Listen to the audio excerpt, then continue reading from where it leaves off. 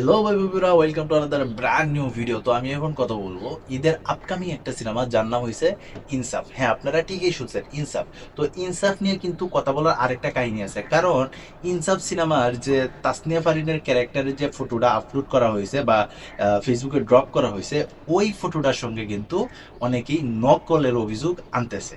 হ্যাঁ, নকলের অভিযোগ আনতেছে। তো আমি ওই মেন পোস্টারটাও আমি দেখলাম, সেম টু সেম।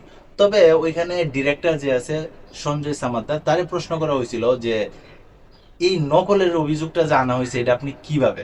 তো সে বলতেছে যে আমি তারে বলছি যে তার হাতে যেন ফুল থাকে, এবং আহ, ইনসাফ সিনেমার মধ্যে কোরলটাই যেহেতু মেন বিষয়, তো এই কোরলটাও যেন তাসনিয়া ফারিনের হাতে থাকে। তো কেন যে এরকম ভাবে এডিট করলো এটা আমি জানি না, তবে এই ধরনের ভুল পরবর্তীতে আমরা আর করবো না। তো এই বিষয়টাই কিন্তু দায় সারা একটা কিন্তু কথা বললে ফেলছে আমাদের এই ডিরেক্টর সাহেব।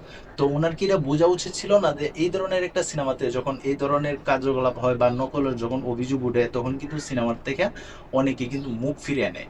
কিন্তু উনি যে কি আমাদেরকে বুঝ দিল, ঠিক আমার মাথার উপর দিয়ে গেল, আমি বুঝলাম না। তো তোমরা যদি বুঝা থাকো যে ওনার বুদ্ধিটা বা ওনার কথাবার্তাটা আপনার কাছে ভালো লাগছে, তো ওই বিষয়ে তো আমার কিছু বলার নেই গিয়া। তবে পোস্টারটা কিন্তু আসলেই যে নকল তার কিন্তু প্রমাণিত হয়ে গেছে গা।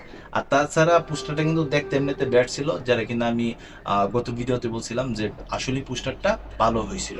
তো এখন ভাই নকলের অভিযোগ তো অনেকে আনতে পারে, ওইগুলা প্রমাণ করা মুশকিল হয়ে পড়ে, হয়তো বা ফটোর সাথে ফটো মিলে গেছে গা, কিন্তু কিন্তু কিন্তু সিনেমার সঙ্গে কিন্তু সিনেমা নাও মিলতে পারে।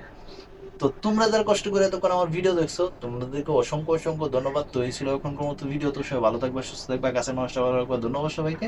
আল্লাহ হাফিজ।